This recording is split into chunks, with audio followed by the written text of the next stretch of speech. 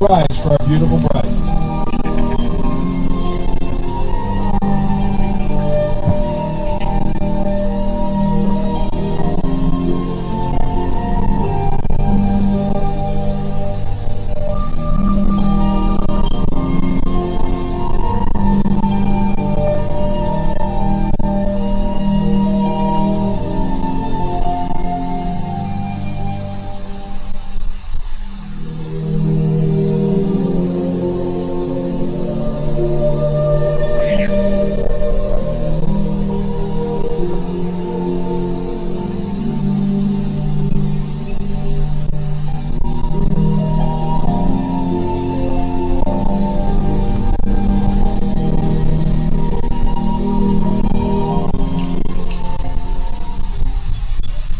You may be seated.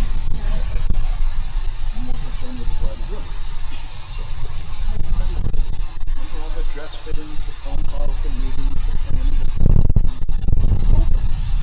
not a fun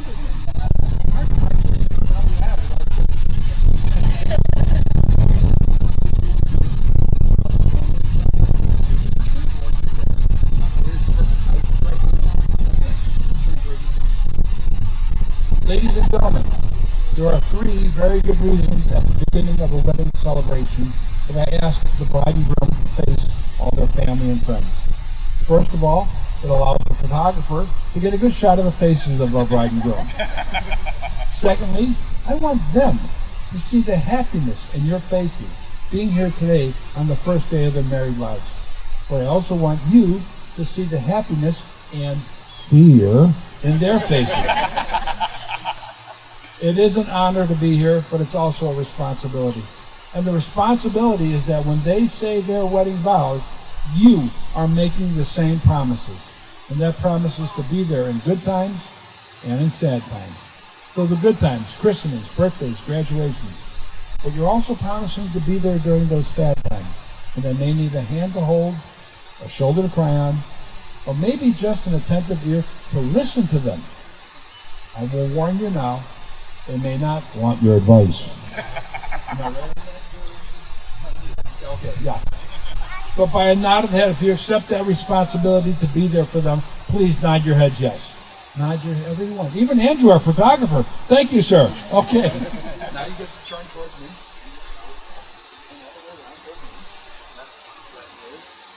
Dress real nice. Take your time. Get it roughed out. Get some air under it and let it go. Yep. Do that on the other side. She's doing a good job. See, that's what she's doing. We're in no hurry, right?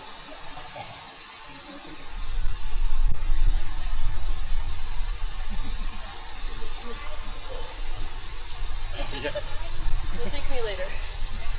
Good job, Rose. Thank you. There you are, my dear.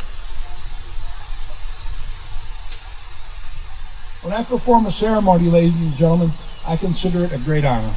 So what I try to do is find out a little bit about the two of you and make the ceremony about you. This is your wedding. You're here just to equal out the photos. You realize that. This is your wedding. Okay. And it's amazing how couples meet. Either they met at the gym, they met at work, or they met at school, but never in middle school that I can remember. That's a long time. Not too long for you. You look like you're just out of high school. But you did see something in each other at that time. And Wesley looked at her and said, wow, very modest. And all those freckles. You don't have freckles anymore, okay. But he was impressed by that. Sir, you were intellectually stimulating, great smile, your eyes, and you were nerdy. That's her answer, not mine. Okay. But that attracted you to each other. What made you interested to find out more? And the first thing that happened to you, I don't know when it happened, you don't know when it happened, the first thing you did together was you became friends. That friendship is the foundation that you built the love, today the marriage, family, the rest of your lives. The rest of your lives, that's a lot of weight. So that friendship has got to be very strong, very deep, and reinforced, because it's supporting the rest of your life. As you dated, You found out? Well, you're special because you have so much in common with each other, and you were there for each other. You're special, sir, because she trusts you. You have a big heart, and you are her rock. You rely on each other. You depend on each other. And that is what marriage is all about. Marriage is a give and take. Marriage is communication, being there for each other as you've been already, and being each other's support. Why have we laughter, ladies and gentlemen? We have laughed because this is a celebration. It's a happy time. When we're born, all of us, the first great gift God gives us is the gift of life. What you do with that gift is your own decision. You decided to spend it with each other, making each other very happy. The gift of love. The epitome of love is God. So He has given you, all of us, a little bit of love to give away to the right person at the right time. There are over 200 weddings per day in Las Vegas alone. That's a lot of weddings. None like yours. Because the way you met, the first kiss, everything you saw in each other, take that 200 and multiply it by the whole world every day. That's a bigger number. None like yours. Take that number and multiply it since the beginning of time. None like yours. So your love, your marriage is so special, it's never been duplicated, nor will it ever be duplicated.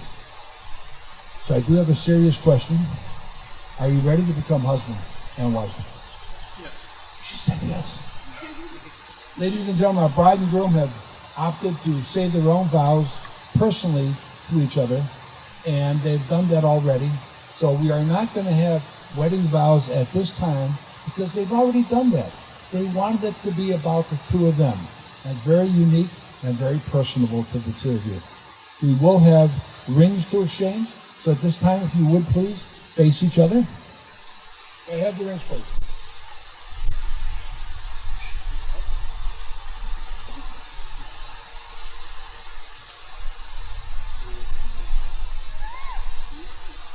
No mistaking who's his own. Thank you, Travis. Not yet. The old analogy is that a ring is round, no beginning and no end. But since you're starting a new family, a ring is like a hug. As you hug your wife, your arms form a circle. Returning his hug, your arms form a circle. And this creates a double circle. You all know two is stronger than one. Wesley, as you take that beautiful ring, the one with the diamonds, yes. And as you place it on the finger of your beautiful bride, repeat these words. With this ring, I promise you, my love. My love.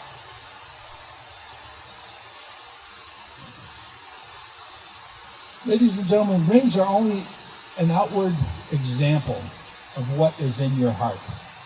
They mean nothing unless the heart is behind them, unless the love is there, the friendship is there, the trust is there.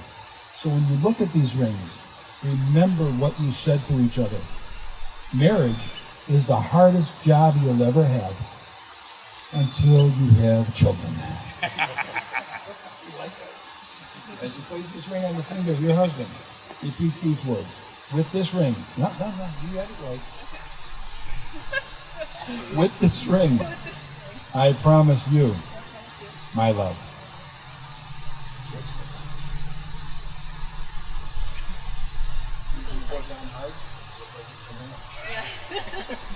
So, ladies and gentlemen, what I do at the end I call the power of suggestion. I want you to look for something that I'm going to mention that deals with something from your past that you told me about. Every time you see this item, I want you two to point it out to each other. It doesn't matter if you see this on a movie, television, in print, in real life, or hear the spoken word. However you hear reference to it, point it out. But you can only use each reference one time for the rest of your lives.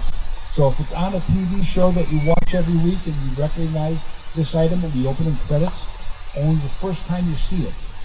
You follow the idea? So you have to look for new references. When you see it first, you're telling your wife, I love you more today than our wedding day. Katie, if you see it first, you're telling your husband, I would marry you all over again. And I went back to something you told me from the very, very beginning.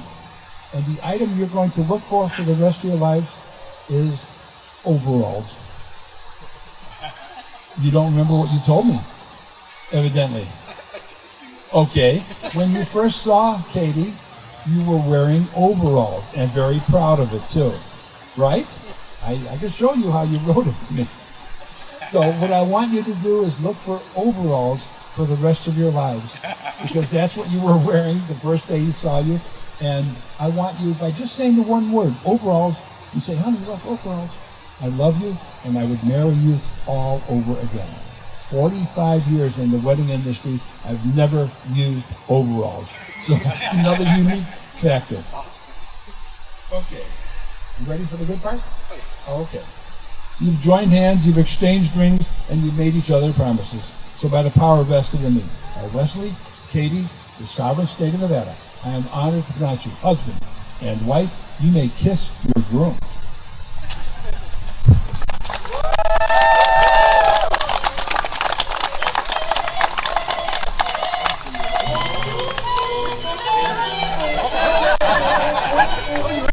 Ladies and gentlemen, a couple for the rest of their lives, Mr. and Mrs. Donahue. I want to start the party.